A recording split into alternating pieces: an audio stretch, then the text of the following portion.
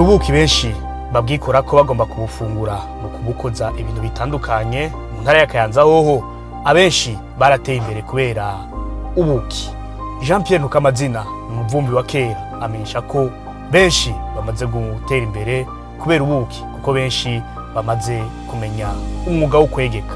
Inzuki akamaro zifise zirabangurira ibitegwa zikongera zikatanga ubuki aribwo bugaruka bukavura abantu.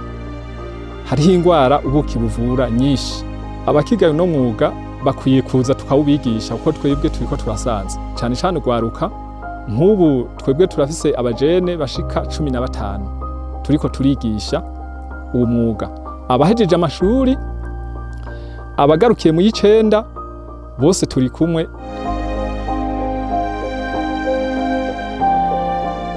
Gilbert Nduwayo wewe asanzwe ari bishiramwe Honey Trade Global, ishiramwe gigisha abanyagihugu mu Kayanza ukuntu bategura ubuki bakongera bakabagurira bahejeje bakabukwiza igihugu cyose. Bamenyesha ko ubuki bumaze kubateza imbere. Bashitse turabakira tukabuki tukabushira kunuze ku munzane, tuhejeje kubushira ku munzane hanyuma tukaraba yuko ubwo buki ari ubuki bufise ibyo turondera byose.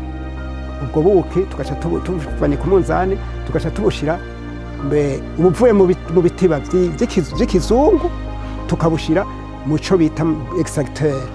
Iyo extracteur niyo kubumimina ikabukanyura ikavana muri bijya mu cyo bita cadre.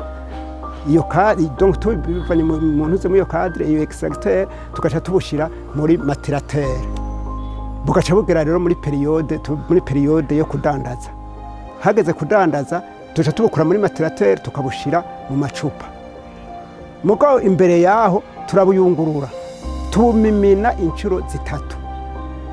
Inshuro ya mbere tubumimina bukiva muri extracteur. Inshuro ya kabiri tukabumimina buja muri materateur. Inshuro ya gatatu tukabumimina buja mu macupa. Sivyo gusa ko n'ugwaruka go ngaho mu ntara ya Kayanza ruremeza ko rwasezerera ubushomeri n'ubukene kubera ubuki nkuko Asumani Kwizera avyemeza. Ngaha ndafise ibitiba bishika 40 bya kijambere, nkacangira n'ibindi bishika nka 30 by'ikirundi.